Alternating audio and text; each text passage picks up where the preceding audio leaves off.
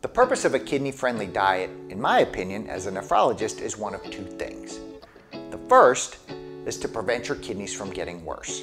So what foods can you eat that will help your kidneys stay stable or prevent you from needing dialysis or having that kidney disease progress from stage 3 to 4 to 5 to needing a kidney transplant? The other part of a kidney-friendly diet is what foods do you need to watch out for that may build up in your body because your kidneys are not filtering them as well as they're supposed to. And that's what happens when you have what's called chronic kidney disease.